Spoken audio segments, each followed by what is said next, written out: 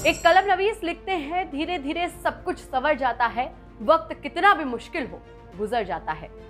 अफगानिस्तान में फंसे भारतीयों की वतन वापसी जारी है।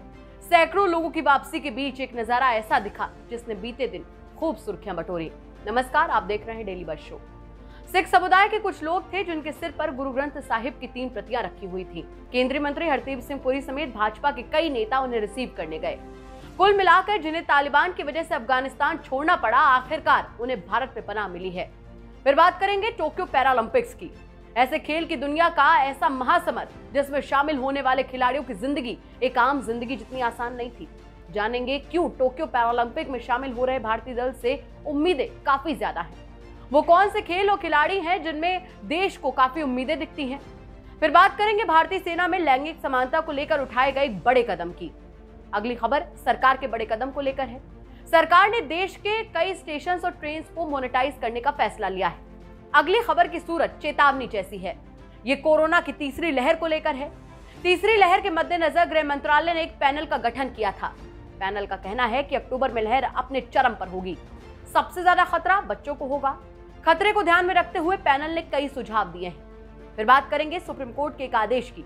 देश की सबसे बड़ी अदालत का कहना है कि किसानों को प्रदर्शन का अधिकार है, लेकिन वो सड़क का रास्ता नहीं रोक सकते हैं। सरकार को इसका हल निकालना होगा। सुप्रीम कोर्ट ने देश की 2 हाई कोर्ट्स को विवेक से काम लेने का निर्देश दिया है। जानेंगे ऐसा निर्देश क्यों और किन अदालतों को दिया गया। शो की शुरुआत एक ऐसी खबर से जिसमें एक मुल्क के लोगों का दुख है। अपना देश, अपनी मिट्टी और अपना पिंड से अलगाव का दुख है।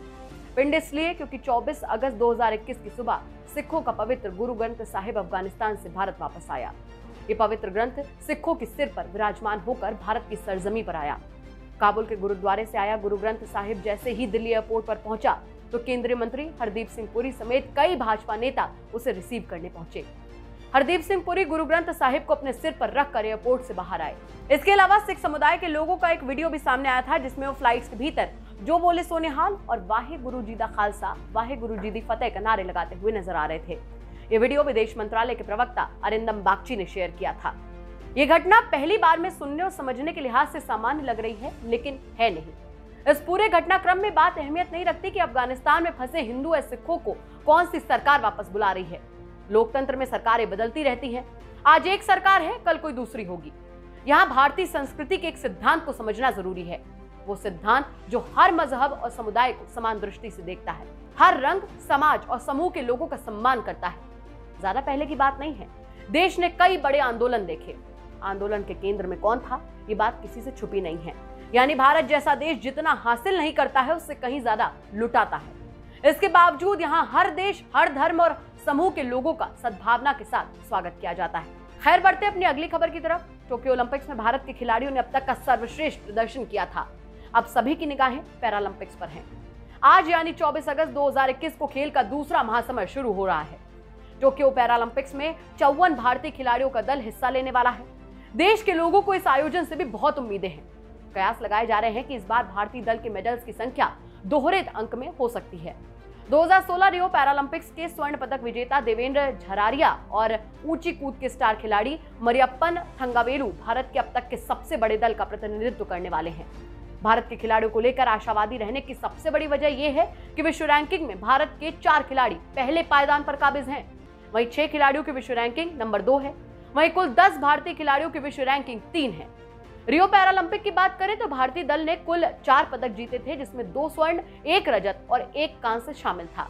इसमें भारत 43वें पायदान पर था। अगर टोक्यो पैरालंपिक में भारत का प्रदर्शन बेहतर रहता है तो वो टॉप 25 में जगह बना सकता है। इसके अलावा भाला फेंक, तीरंदाजी और बैडमिंटन वो खेल हैं जिसमें भारतीय खिलाड़ियों से सबसे ज्यादा उम्मीदें हैं। तीसरी खबर भारतीय सेना में बढ़ते महिलाओं के दबदबे की है। वो 5 महिला अधिकारी जो 26 साल के संघर्ष के बाद कर्नल बनी हैं।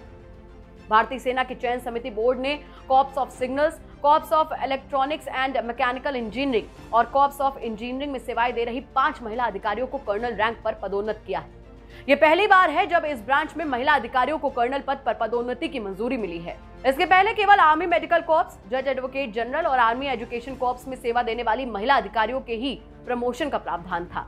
रक्षा मंत्रालय के मुताबिक इन अधिकारियों को विभाग में 26 साल पूरे होने पर पदोन्नत किया गया है। लिहाजा जिन 5 महिला अधिकारियों का प्रमोशन हुआ है उनमें कॉर्प्स ऑफ सिग्नल्स की lieutenant colonel Sangeeta Sardana, corps of EME की lieutenant colonel Sonia Anand, lieutenant colonel Navneet Duggal, corps of engineering की लेफ्टिनेंट कर्नल रीनू खन्ना और लेफ्टिनेंट कर्नल ऋचा सागर शामिल हैं। तय ब्रांच के अलावा अलग ब्रांच में महिला अधिकारियों को कर्नल पद पर प्रमोट करना सेना में बड़ा बदलाव माना जा रहा है। बढ़ते हैं अगली खबर की तरफ। केंद्र सरकार ने कुल 400 station, 90 passenger train, railway stadiums और कॉलोनीज को मोनेटाइज करने का फैसला लिया है। सरकार के इस अभियान में मशहूर कोंकण और हिल स्टेशन भी शामिल हैं। नेशनल मोनेटाइजेशन पाइपलाइन केंद्र सरकार की महत्वाकांक्षी योजना है। इसके तहत सड़कों का मोनेटाइजेशन किया गया था और अब रेलवे क्षेत्र को मोनेटाइज किया जा रहा है। सरकार ब्राउनफील्ड यानी कि पहले से बने हुए इंफ्रास्ट्रक्चर एसेट्स की आगामी 4 सालों में बिक्री की योजना बना रही है। इस बिक्री से सरकार 1.52 लाख करोड़ रुपए जुटाएगी। नेशनल मोनेटाइजेशन पाइपलाइन की कुल कीमत 6 लाख करोड़ रुपए है और इसकी 26% रकम सरकार रेलवे इंफ्रास्ट्रक्चर के जरिए जुटाएगी। अब बात एक चेतावनी नुमा खबर की। पिछले कुछ समय में हमें कोरोना की तीसरी लहर को लेकर कई शोध, खबरें और दावे सामने आए। इन सब के बीच गृह मंत्रालय ने एक पैनल का गठन किया था। पैनल ने पीएमओ को बताया है कि तीसरी लहर अक्टूबर के दौरान अपने चरम पर होगी। तीसरी लहर से सबसे ज्यादा खतरा बच्चों को है। विशेषज्ञों के इस पैनल का गठन NIDM के तहत हुआ है, जिसका कहना है कि लोगों को अभी भी सतर्क रहने की जरूरत है और अभी से सतर्क रहने की जरूरत है। तीसरी लहर में सिर्फ बड़ों को ही नहीं बल्कि बच्चों को भी उतना ही खतरा है। इस बात के मद्देनजर सरकार और महकमे को बच्चों के लिहाज से तैयारियों का विशेष रूप से ध्यान रखना होगा। पैनल की रिपोर्ट के मुताबिक अगर तीसरी लहर बच्चों को प्रभावित करती है तो इलाज से संबंधित पहलू जैसे कि बाल चिकित्सक, कर्मचारी और सबसे अहम एम्बुलेंस की भारी कमी पड़ सकती है। बच्चों की भारी संख्या में कोरोना संक्रमित होने की सूरत में इनकी जरूरत होगी। लिहाजा सरकार और स्वास्थ्य महकमों को इन बातों का विशेष रूप से ध्यान रखना होगा। बढ़ते हैं देश की सबसे बड़ी अदालत की तरफ। सुप्रीम कोर्ट ने 23 अगस्त को एक आदेश सुनाते हुए कहा कि कुछ भी हो, सड़कें बंद नहीं की जा सकती हैं। प्रदर्शनकारियों को किसी निश्चित स्थान पर प्रदर्शन करने का अधिकार हो सकता है, लेकिन इस तरह सड़क नहीं रोकी जा सकती। इसके अलावा देश की सबसे बड़ी अदालत ने यह भी कहा कि केंद्र और संबंधित राज्य सरकारें इस मामले का हल निकालें। उत्तर प्रदेश और हरियाणा सरकार ने किसान आंदोलन के चलते बंद रास्तों के मुद्दे पर रिपोर्ट तैयार की थी। सुप्रीम कोर्ट ने यह टिप्पणी हरियाणा और यूपी सरकार की वो रिपोर्ट देखने के बाद की है। इस मामले पर उत्तर प्रदेश सरकार का कहना है कि किसानों को समझाने का प्रयास किया जा रहा है कि उनका सड़क बंद करना गैर कानूनी है। प्रशासन ने लोगों की आवाजाही के लिए वैकल्पिक रास्तों की व्यवस्था की है। याचिकाकर्ता की गैर मौजूदगी के चलते मामले की सुनवाई 20 सितंबर तक के लिए टाल दी गई है। नोएडा निवासी मोनिका अग्रवाल ने सुप्रीम कोर्ट में याचिका दायर की थी। याचिका में उनका कहना था कि रास्ता बंद होने की वजह से नोएडा से दिल्ली जाने में 2 घंटे का वक्त लगता है। इसके बाद सुप्रीम कोर्ट ने हरियाणा और उत्तर प्रदेश सरकार से मामले की रिपोर्ट मांगी थी। आखिर में बात देश से जुड़े एक विवादित मसले की। एल्गार परिषद मामले में NIA ने अदालत में रिपोर्ट पेश की है। मामले में गिरफ्तार किए गए 15 लोगों पर 16 अपराधों के तहत मामला दर्ज करने का प्रस्ताव दिया गया है। इसमें देश के खिलाफ युद्ध छेड़ने का आरोप है, लेकिन प्रधानमंत्री की हत्या की साजिश का जिक्र नहीं है। जबकि पुणे पुलिस ने अपने ड्राफ्ट चार्ज में कहा था कि प्रधानमंत्री नरेंद्र मोदी की हत्या करने के लिए हथियार जुटाए गए थे। इस महीने की शुरुआत में NIA ने स्पेशल कोर्ट को ड्राफ्ट चार्ज की कॉपी सौंपी थी। इसमें विदेशों से हथियार और गोला बारूद लेकर आने की बात कही गई है। इस बात का दावा पुणे पुलिस ने भी किया था। NIA का कहना है कि ड्राफ्ट चार्ज में PM मोदी की हत्या की साजिश लेकर कुछ भी नहीं कहा गया है। इस मामले में मिला सबूत ट्रायल में शामिल किया जाएगा। ड्राफ्ट के भीतर यह भी बताया गया है कि आपराधिक साजिश का इरादा एक हिस्से को भारत से अलग करना और आम लोगों को ऐसे अलगाव के लिए प्रेरित करना था। आरोपियों की योजना के मुताबिक विस्फोटक पदार्थों का इस्तेमाल करके लोगों के मन में आतंक पैदा करना था। इसमें यह भी बताया गया है कि JNU और TISS समेत दूसरी यूनिवर्सिटीज के छात्रों को आतंक फैलाने के लिए भर्ती किया गया था। अब हम शो के आखिर में आ चुके हैं। यहाँ हमारे लिए आपके पास एक सवाल है, लेकिन उससे पहले अपने कल पूछे गए सवाल का जवाब दे देते हैं। कल हमने आपसे पूछा था कि कैप्टन अमरिंदर सिंह की अगुवाई में कांग्रेस ने पंजाब में कितनी विधानसभा सीटें जीती थी, तो इसका जवाब है 77।